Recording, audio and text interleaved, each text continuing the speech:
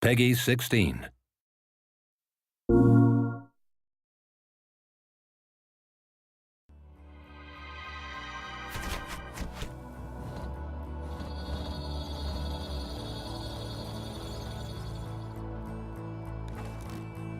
Infamous games have always been about really one core thing. It's this origin story that you get to live out. You're an everyday person who gets superpowers and decides if you want to use them for good or evil.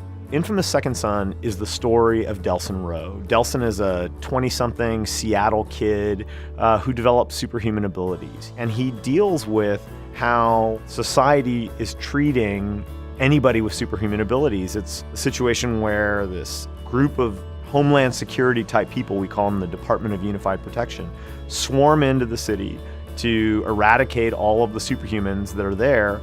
And it's his struggle against that group of people and kind of coming to terms with how he feels and how his family feels about people who have these superhuman abilities.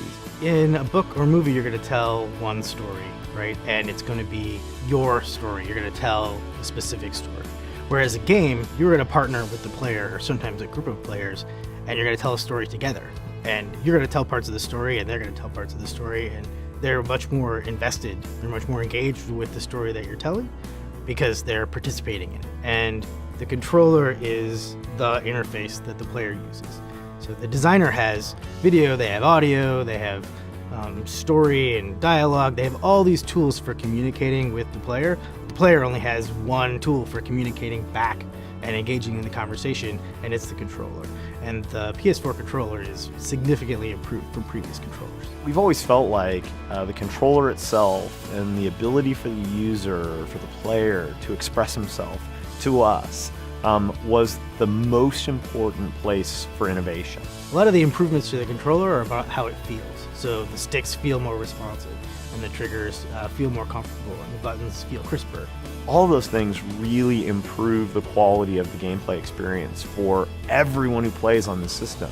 And I think that stuff is so incredibly important. It's kind of the foundation that you build the house on. If you get that wrong, you just can't get anywhere. And so I think it's really, really important what they've done with the controller. But then there's also some exciting new things that give us as game makers a chance to try and give players small but exciting new experiences. And our goal is really to examine that and say, how do we, again, compress the distance between what the player is doing and what's happening in the game? And so the example that I'll give is there's a test that's been created in the infamous Second Son universe to identify people who have the conduit gene, who could develop superhuman abilities. And that test requires a scanning of your finger. And so you have to go up, sort of like going through airport security, but you have to go up and place your finger and get scanned.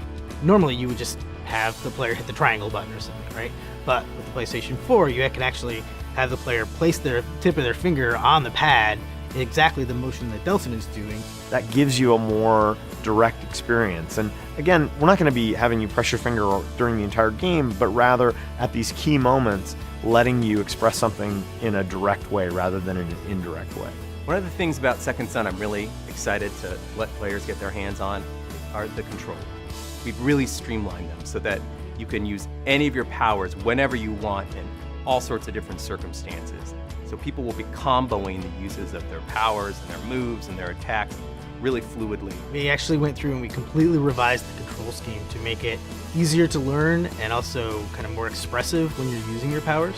In order to be a frontline next-gen game, you have to be next-gen on a bunch of axes, right? You have to, the first thing everybody looks at and thinks about is visual fidelity, and certainly that's an important part of it. And I think the thing that's so next-gen about this game is that all the next-gen things are kind of under the hood. You're not sitting there staring at a normal map. You're not sitting there staring at an amazing particle effect. No, you're looking at puddles, you're looking at rain, you're looking at a real building in front of you. It's also important that your AI and your particle systems and everything else have been stepped up. Our sound is all high dynamic range this time. Every single element of the game you have to turn over the rocks, change all of the underlying assumptions and improve them. That's what this business is. You have to step back and you have to look at it and say, hey, we made all these assumptions about how things should work, how things should be built. You have to rethink how everything works when you jump generations. And that was a great time for us to also rethink the character and the power set. because you already sort of proverbially have all the parts on the floor. It's a great time to think about how you want to put them back together. And it gives us a lot of energy around doing another game in this universe, because there's so much for us to go build and go discover what's possible. You know, the dreams that we had that were impossible actually become possible. And so it's fun to kind of try and capture some of those moments and bring them into your game.